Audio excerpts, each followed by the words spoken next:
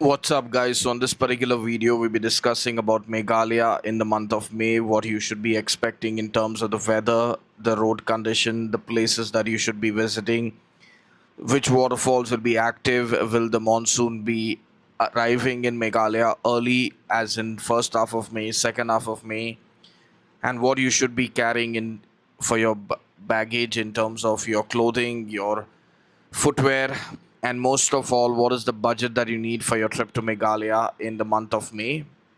Now, to start off with, May traveling to Meghalaya is like going there in the month of December. It is peak season, in fact, even more because it's summer holidays all over India, and you can expect a lot of family crowd to come to Meghalaya to beat the heat.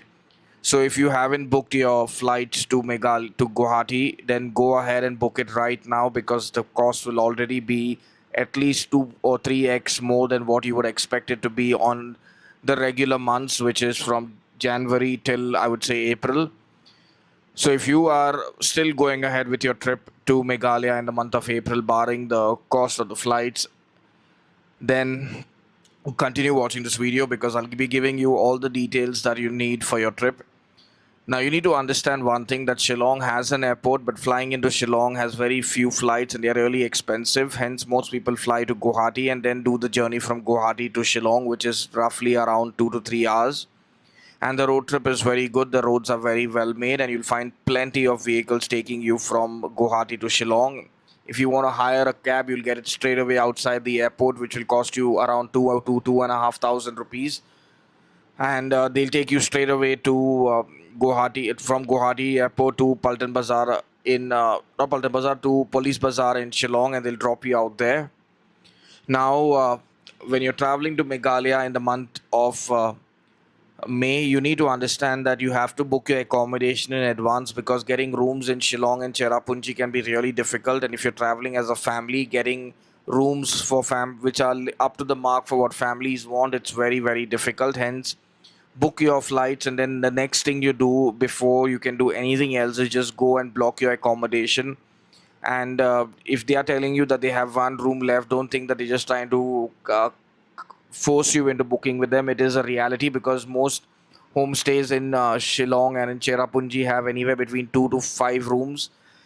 If you're planning on staying in Shillong, do not stay at Police Bazaar because the hotels will show you a photo which is really good, but when you end up going there, the room will be a disaster. The rooms are really bad. I would personally recommend staying a little bit away from Police Bazaar, and if you're staying in Police Bazaar, just be 5x sure about the rooms that you're booking from a random hotel. The advantage of staying in Police Bazaar is that it's really, really convenient. Everything is walking distance. The market, the cafes, the restaurant, the shopping centers, everything is walking distance in Police Bazaar. The main places where you'll find hotels is in Jail Road and the Police Bazaar main road, where you'll find all the hotels over there, and close to Wards Lake is another place. Now, what is the weather you can expect in the month of May? The daytime, the temperature is going to be hot, but it's not going to be as hot as what you'll expect in the rest of India. The daytime temperature will range from anywhere between 22 to 30 degrees, and the nights will be cold and nice. It'll be around 14 to 18 degrees. So, this pleasant weather makes traveling to Meghalaya in May really, really favorable. It's important to note that the month of May is pre-monsoon in Meghalaya. You have to understand that monsoon arrives early in the northeastern states. So you need to travel with an umbrella and a raincoat because when the rain arrives, you're going to get drenched if you do not have both of them. Carry an umbrella which is strong enough. If you do not want to carry an umbrella, you can buy one from Guwahati or Shillong because they'll definitely be selling them. Just make sure that you get a good deal because you'll end up spending maybe 2 or 3 times the cost of for an umbrella compared to what you would get it in your own home city. And if you have an umbrella at home, you can just carry it. Now, the advantage of buying an umbrella in Shillong is you'll get some of those social media savvy umbrellas which will look good in your photos and videos. So that's one of the pro point, and you don't have to carry it from home. That's another. Humidity is high in Meghalaya in the month of December of May. You can expect it to be anywhere between 60 to 80 degrees of humidity, percentage of humidity. So that's a really big bummer. Along with this, when it's raining, it's going to be really foggy and the visibility will be down to less than, I would say, 5 meters. So self-driving to Meghalaya in the month of May is a big no. Either personally, I would say if you're a family, do not consider self-driving to Meghalaya. The roads are really windy, and at the same time, finding parking becomes a real problem. So you do not want to really take that headache with your family on a holiday. That's not, unless you love driving and you want to take that headache, go ahead. But personally, for everybody who understands and is a mature person, take a hire a vehicle and do not self-drive in the month of May. If you want to self-drive to Meghalaya, the months from January to March is the ideal time to be doing that, and October to November, because that's when the crowd is not as crazy as what it's going to be in May. What is the feel like at ground? It's going to be really crowded at the tourist points, so wherever you're going, leave early in the morning. And by early, I mean start your journey by leaving your hotel by as early as 7 o'clock, because no matter where you're going, you're going to find tourists, and no matter how early you leave, you're always going to find tourists, because there's going to be someone who will wake up earlier than you and get there. So you're not going to be the only tourist at any of the major tourist points, whether it's Elephant Falls, whether it's Dauki, whether it's Bowling Nong Village, whether it's a double decker route bridge trek. Wherever you go, there's going to be a lot of crowd. Now, since it's warm and humid, just make sure that each one in your group has a water bottle of their own, minimum 1 liter, and keep sipping on water. Otherwise, you're going to feel really dehydrated by the end of the day. Network in Meghalaya is very good, so no matter where you go, Airtel and Jio have the best network. You'd get excellent 4G and 5G network. Vodafone has scratchy network. It's not as good as the other two, but it's there. Now, when it comes to UPI payments, those are accepted everywhere, but just make sure you have cash with you, because in Meghalaya, everywhere you go, there is an entry fee and a parking fee which you'll have to pay for. And for that, you will need cash. Hence, when you're leaving from home, carry, I would say, pocket money cash of anywhere between, I would say, anything between like 3,000 to 5,000 is more than enough. If you can carry 10,000, nothing like it, because you can use the cash just to pay for the parking and the entry fee, which will mount up to quite a bit by the end of the trip, depending on where you're stopping and the number of sites that you're visiting.